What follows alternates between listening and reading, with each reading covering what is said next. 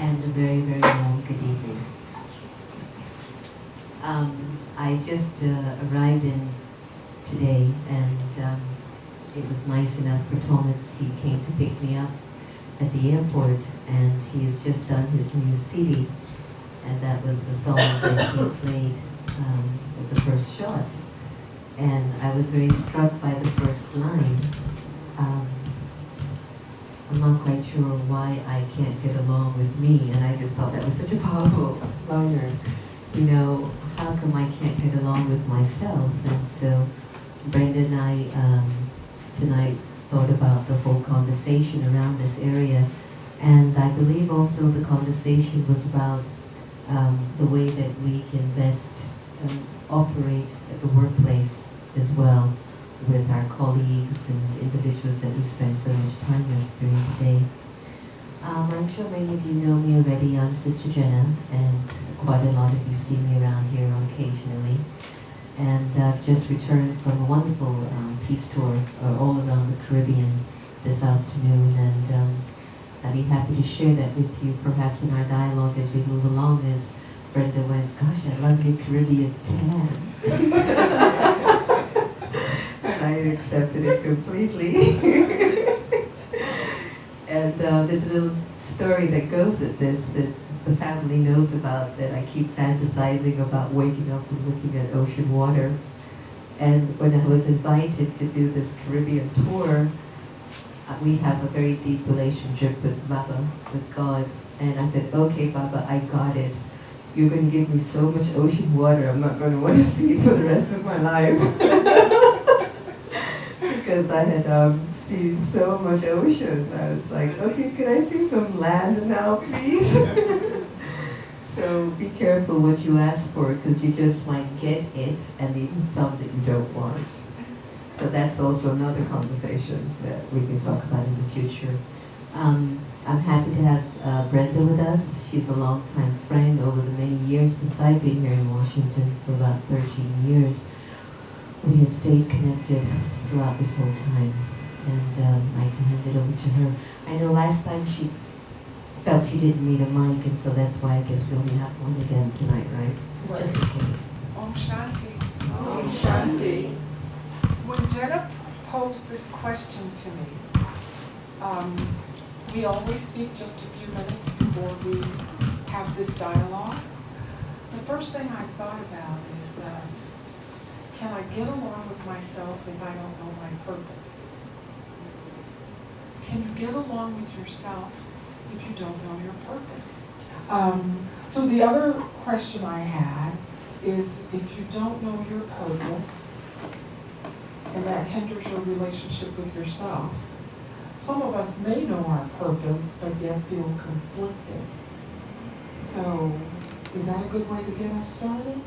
Brenda's first question was, can I know myself if I don't know my purpose? And if I were to think on a personal level, or even throw out the question to all of you tonight, how long did it take you to figure out your life's purpose? Perhaps for some of us, we're still trying to figure that out. And for some of us, perhaps we've already found our purpose, and we are allowing that purpose to fulfill our qualifications of who we are destined to become. Purpose for me is a deep place of meaning that I live from. And if I happen to match my qualifications, my specialities with what I do, there should be a great sense of contentment and joy in that doing. There shouldn't be an internal conflict. And I don't know for many of you, but when we were in college, majority of us took our degree because it paid. And then later on in life, we kind of figured out that's not really what I wanted to do. But we did it because it was going to get us a job, and it was what was available. And then somewhere along the way, we started to look for a deeper sense of meaning. We wanted to give back to society, and we want our lives to be more used in which it serves me. And we find that in our careers, if it's not a career that bestows, that gives to the heart of another soul, it doesn't feel like it's being filled with purpose. Something feels like there's a missing link somewhere along the way. And then we sometimes pursue higher education, or we sometimes pursue a change of career, saying that we really want to find our purpose. I've met quite a number of individuals who have given up their solid 9-to-5 jobs, paying them $200,000 a year or more to fulfill their passions. One in particular just opened up a hot yoga center in McLean, Virginia, and that was his passion because he's been doing Bikram yoga for 20-something years, and being in a corporate position paying him $300,000 a year, he decided that's not what he wants. And now he walks around in dungarees and t-shirts and grows his hair long. I'm not saying that that's what we all need to do. I think it is a deep internal resonance of the soul that when you come to a place of internal meaning, basically whatever you do should come from that place of meaning in you. It could be something as simple as cleaning the floors. You could do it with a lot of meaning and you fulfilled your purpose. There is a task that I love to do, and that is to clean the stove. And every time, if you're ever with me in the kitchen, and I happen to just be in the kitchen with you, and I'm cleaning the stove, I always share with the sisters. I said, "Gosh, I must have been in some queen's palace, and I just loved cleaning her stove or something," because it didn't matter what my role was, but I enjoyed cleaning the stove because I knew that whenever you cooked on it, you would cook with pleasure because it would look so clean. You know, it seems so simple, but it's very, very important and it's very, very meaningful. So purpose is not necessarily what you do as such, but it's more matching your qualifications and specialities and putting that into action. It tends to give you meaning. And then, are you conflicted at times on the journey as you're traveling to fulfill your meaning? Absolutely. Because we are consistently changing. We're consistently figuring out ourselves a little bit deeper. And it's okay to change. It's really okay to change. I bumped into my past in Jamaica, and that was an interesting conversation piece. I hadn't seen my past in 20 years, and all of my old friends who knew me from my rock and roll days were there to just welcome me with open arms. And what was very profound was I didn't feel I needed to try to make them comfortable for them to remember me the way I was. I was so comfortable with who I had become, and that was all that was important. And at the end of our coming together over a few days, quite a few of them said, "I want what you have, but is there a shortcut?" Those are my friends. I was thinking about nurturing a relationship between me and myself. And it's really, really easy to do it if two people are in a relationship. But I was just thinking about the many roles that we play that identify who we are. Some of us are mothers, some of us are fathers, some of us are brothers, sisters. We have responsibilities at the office. But when you're in a relationship with another person, that relationship is clearly defined and you know how to work that. But I'm still trying to figure out how do I do that with myself, because we all have so many different roles.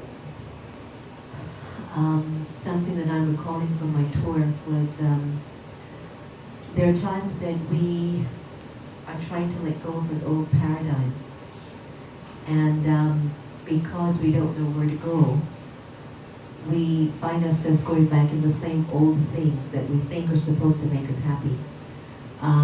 But I was told that if I have enough money and a good relationship and a car and a house and a good job, this is supposed to guarantee me happiness. And as we evolve, we realize that that's not a guarantee for me to be happy. And what happens is we go into, back into this old paradigm and we still don't feel happy. And what many of us have not become aware of is that transferring those feelings into a reflective modality towards the self is where you start to figure out yourself and start to relate to yourself. But we never knew how to transfer our feelings into a reflective component. And so this practice of reflecting on one's thoughts and one's feelings, it's like listening to the self. And when you start to listen to the self, then you start to build a relationship with yourself.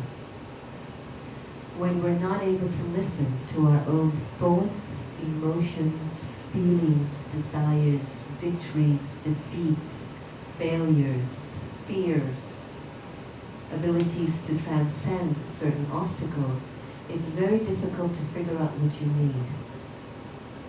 And so this reflective practice, I think, is a very crucial step in beginning to listen to one's self, and in listening, you get a chance to learn about who you are.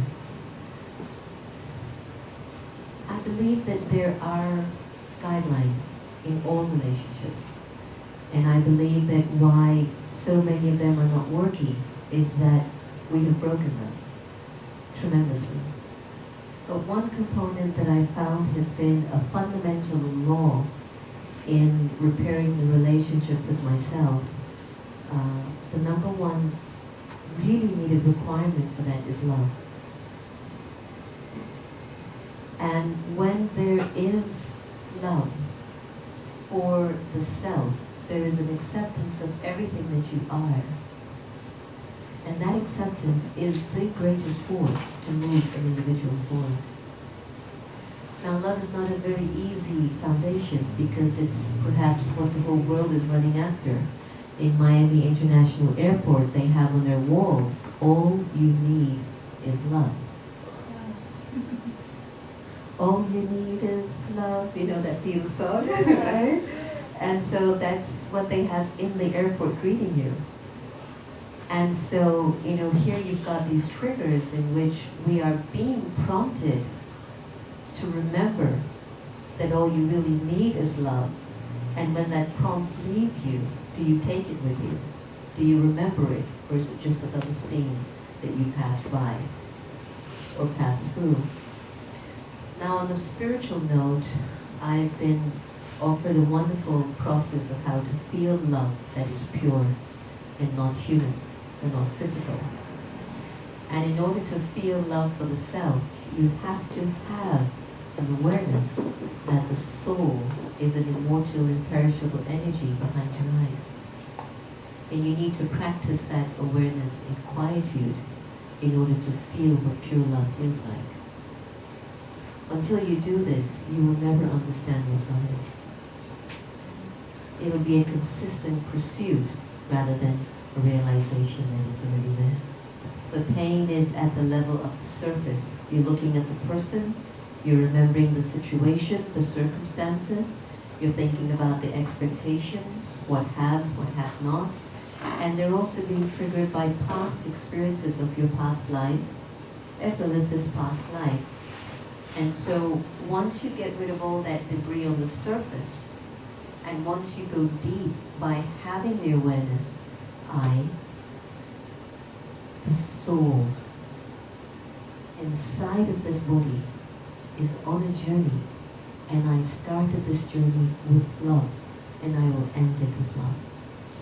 And once this awareness is there where the soul's natural force of fuel is love, and you have that awareness in you, you have to keep building on it thought by thought in order for it to become your power.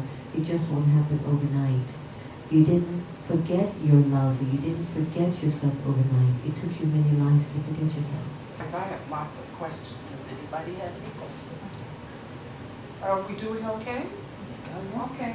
So where does intent fit into this picture? Our intention. Takes a while to foster because we all wish to be authentic. And sometimes our pursuit to be authentic, we miss the call. I'll tell you an experience that I've been working on for the last year and a half with a wonderful group of individuals who are so bent on being authentic that they missed the beat. Authenticity doesn't mean to be silly and not act on the basic grassroots emotions of life. And I think that intention lives in our authenticity, which is, I know that deep within the soul, perfection exists. I'm also honest enough to know I'm not the embodiment of that at present. And so as it continues to unfold out of me gradually, in which I keep making my endeavors to fulfill the life of perfection, which means it gives no sorrow, it doesn't take sorrow, my intentions become more rooted in this truth. And so intentions, it's very important because it is about being really honest with yourself, really honest with you, and yet giving yourself time that if you mess up, you know it's still a work in progress. That to me is also intention, that to me is also an authentic person. I can't imagine that there's an individual on the earth who's so authentic that they do nothing against the universal code of compassion. Because in order for us to grow, sometimes we have to fall down to keep going. Now I'm not saying that if I keep falling down it means I'm growing, I'm missing the beat, but there are times that you will. And it's in that falling that you're learning your deepest lessons and building certain strengths that you wouldn't have built if you just walked around thinking, I'm already authenticated. I don't need any more work done on me. So let's talk about our thought life as it relates to our relationship with ourselves. And we recognize in our relationship with ourselves that we have a negative orientation. Rather than seeing the glass half full, we see it as half empty. So if we recognize that, how do we begin to change that? To go from a negative orientation to a positive orientation. Because our thoughts control whether or not we're one or the other, yes? And I think two propelling forces that initiate change in us is love or tragedy. And if you look throughout history, you have seen these two components have been the most prominent things in history that have shifted humanity's course. Tremendous expressions of love, compassion, or tremendous tragedy. And then of course you've got time and all these other things, but we don't have time to change. You know, we want to change based on something else on the outside, for many of us.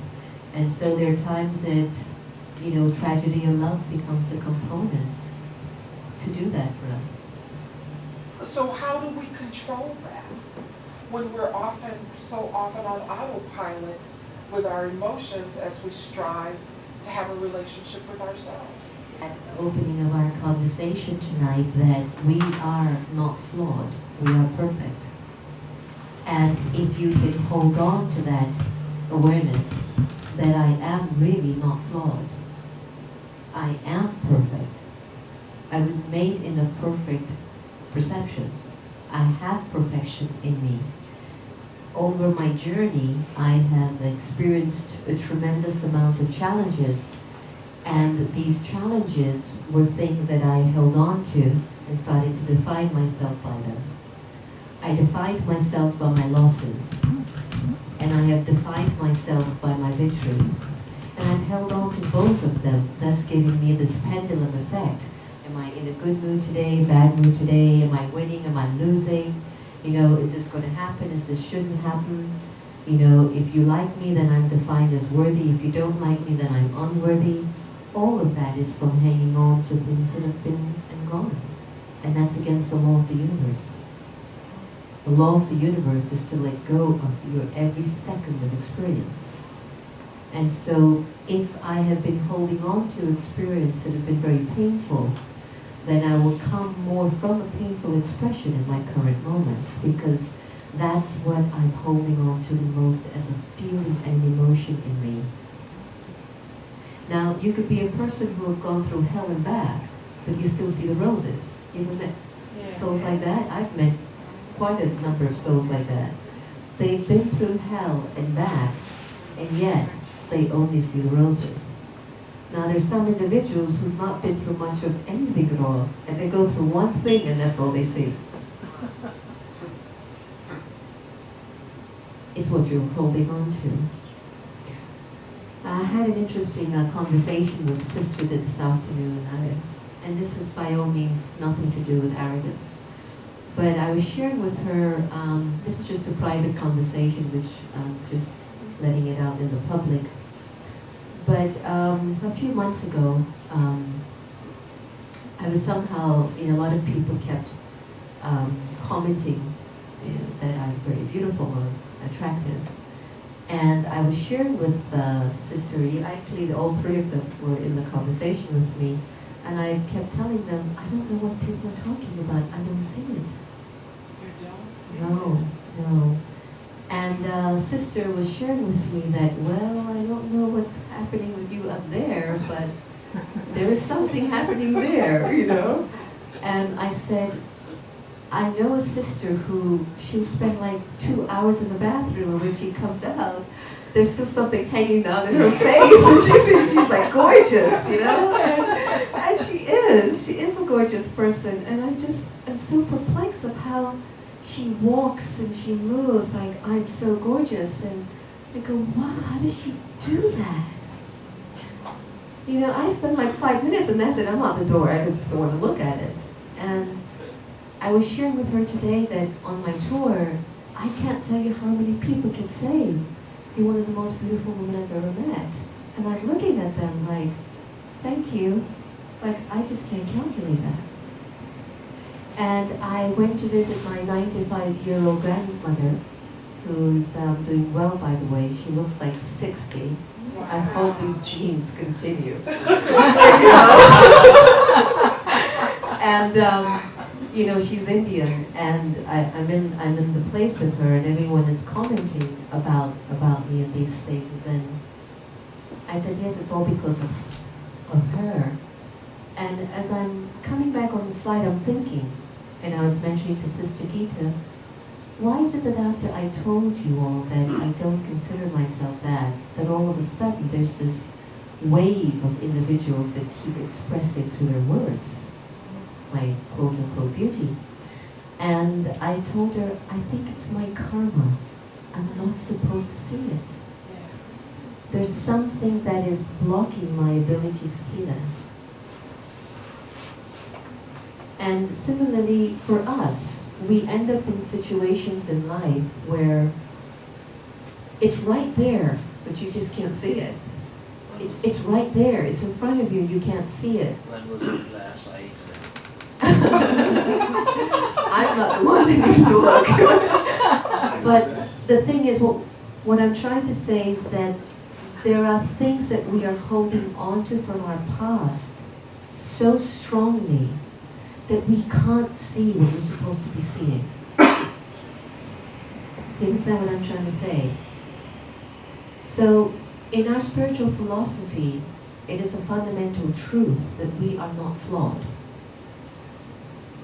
In our spiritual path of the Brahma Kumaris, we are perfect. We are completely pure, completely righteous, absolutely like deity souls.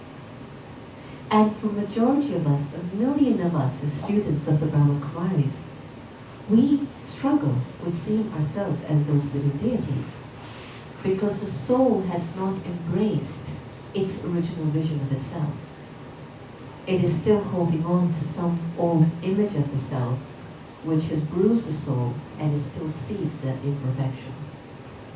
And so your work in life is to remove these veils that still have a lot to do with your past experiences that you're holding on to, and that's where it determines the soul to see how full or sort of defines who we are. And I think that sometimes that's why we're conflicted, because we may feel one way, but society dictates that we must look and behave another way.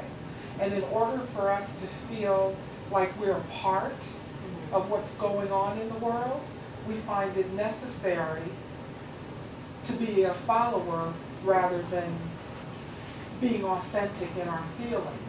And the other thing I wanted to share is that there are some people, because I felt it sometimes I can feel like I'm invisible.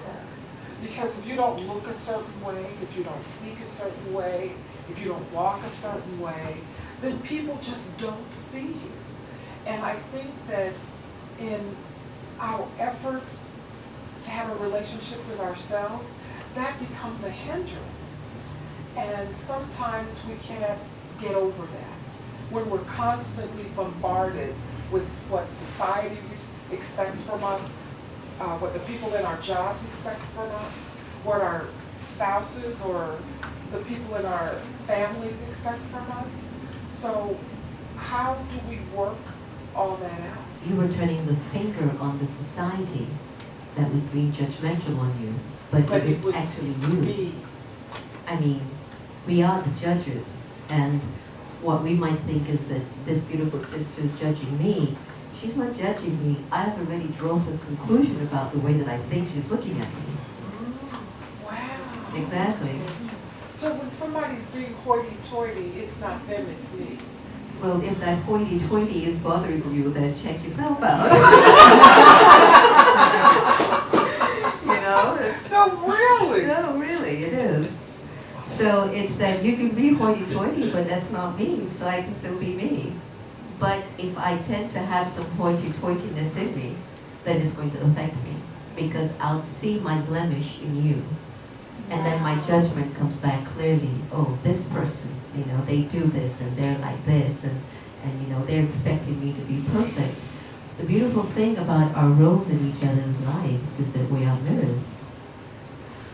So what I can't see by myself, I can use a mirror by just going in front of my greatest enemy. And you figure yourself out real quick. One of my protections to not see that might be just that I shouldn't see it. Maybe I'll abuse it if I do. I don't know, a work in progress. But I loved your point about authenticity. How do you know you're being authentic? You feel absolutely conscience-free. You feel absolutely conscience-free. Your conscience will not bite you. Your conscience will not allow you to think a second thought that this is right or wrong. Because when you are moving based on your authenticity, it is by law of the universe will always be the best choice. And when you are compromised by your authenticity, you will deliberate if you should do this or not. Because that's what happens when truth bumps into falsehood. It has a dialogue. All right, now let's see who's going to win. So where does our passion fit into the scheme of things? On my way here, Tanya and I were having a conversation about the chancellor in DC Public Schools, and she feels one way and I feel the other way. So where does our passion fit into the scheme of things?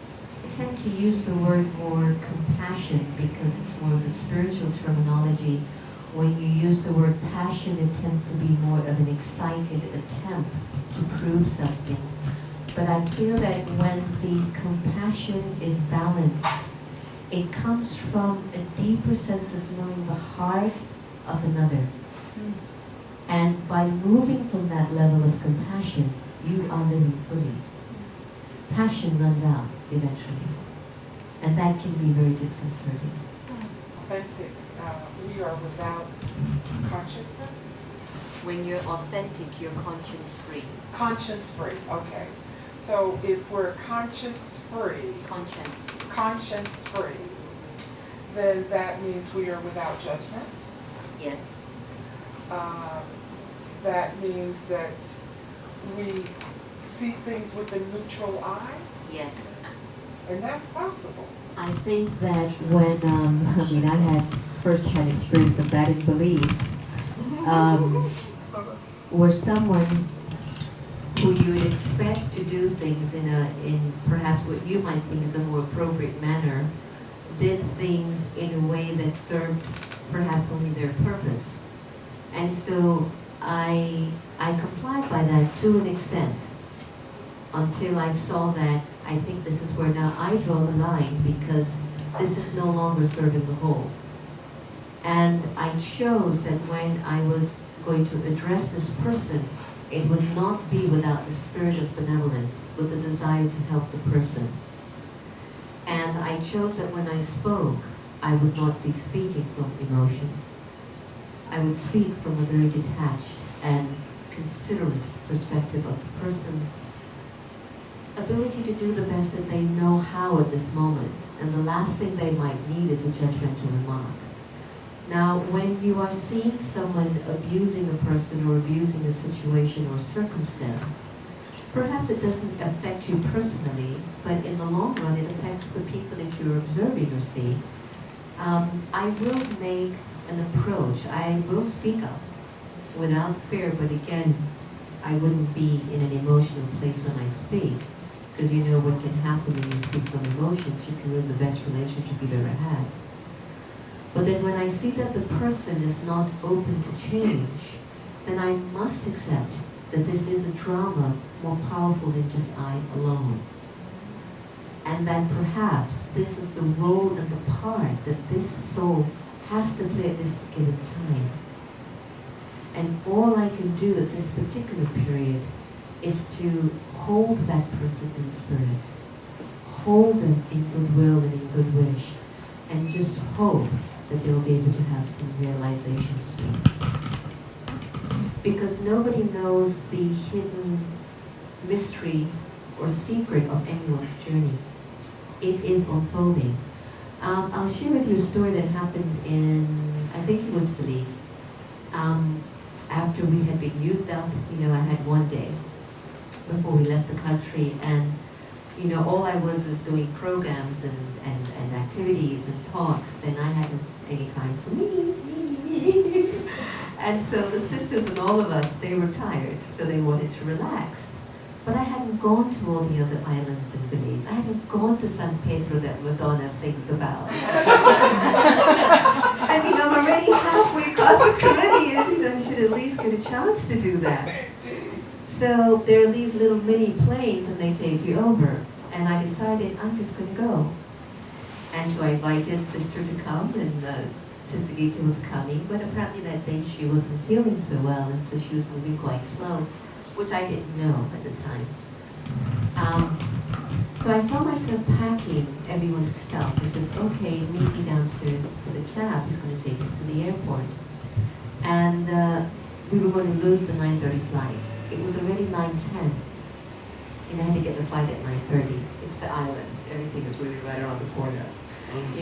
And there's no security check. And before leaving her behind, I left her behind because I can't wait on anyone. It's not my karma. If I wait on her, I'm going to miss what I had set out to do, and I'm going to end up in her karmic world. I don't want to be in anyone's karmic world anymore. I want to be in a karmic world that's governed by God's light and by my love for people and my openness to see what life has to offer. So I left her behind. But prior to leaving her behind, I took out important documents that if anything happened to me, this was my thought, she could get out of the country. And as I am taking these things back out of my purse, passport, credit cards, this, I only took one of our advanced classes, called them ready, a towel, and the camera. And a little bit of money that was required for the plane ticket. And as I'm walking out the door, my last thought out of the hotel room is, am I coming back here? why am I leaving them behind? Have you watched like a million movies and that one girl strays outside of the pack and she never comes back? And so I'm watching myself like this drama is so much more powerful than what I'll ever know. And I couldn't stop myself to wait on her. I went completely on my own. And as I'm driving in the taxi, I'm thinking, this is so surreal. And as I get to the airport, the 9:30 plane is full. They're getting another one. It's going to leave at 9:45. So I finally sat and I'm thinking, why am I doing this? Why am I going by myself? And I can't seem to even get the thought to turn back. So got on the plane and I'm overlooking all this, the most beautiful barrier reef in the world. And I'm just waiting for that plane to go down safely. And I got to San Pedro, ended up finding my space, finally found a place under a palm tree, finally about to go and read my little stuff. Here comes two little street urchins, you know, two little street kids heckling me for some stuff. And I says, no, I can't buy your necklaces. I don't wear necklaces, but they're really gorgeous. How about this? How about if I take you grocery shopping? So then there went my private moment right there out the door. So I ended up with these two little street urchins who everybody knew on the island and who were like the mafia of the city of San Pedro, and they became my bodyguards. So we started to talk about values and all that. Anyway, while I'm leading up to the story, it was a beautiful story. Sister Gita finally ends up coming on the island. She sees these two street urchins who are the mafias of San Pedro holding my handbag. Her mouth just falls to the floor. What are these street urchins holding your bag for? And she apparently, I don't know how it happens, but when I turned back around, there was Sister Gita holding my handbag. And I said, why did you do that? But Sister Jenna, these kids they're street urchins. I said, yes, I know that, but if I don't give them a chance to be trusted, who's going to give them a chance to learn what trust is? I can lose that. She still held on to my bag, by the way. So anyway, to make a long story short, Sister Gita ends up with me on the island, so with about 7 more other real conversationalists, you know, let's put it that way. And the little girl was drowning. There's apparently sinkholes in the barrier reef that you have to be careful for. And this little girl strayed away from her parents. And we happened to have been in the water, and Sister Gita actually heard somebody yelling. It was a little 5-year-old, and she had gone under. And then she yelled, we need help, she's drowning. And Sister Gita was the one that ended up saving this little 5-year-old girl from drowning. Can I explain to you the moral of the story? Like, why do things happen the way that they happen? And that's to answer your question, that there are things that are so much more powerfully connected in our interactions with each other that we just don't have enough knowledge about at the moment. But we've got to trust that there's benefit in every scene. And we have to trust that what's happening to everyone in life is accurate.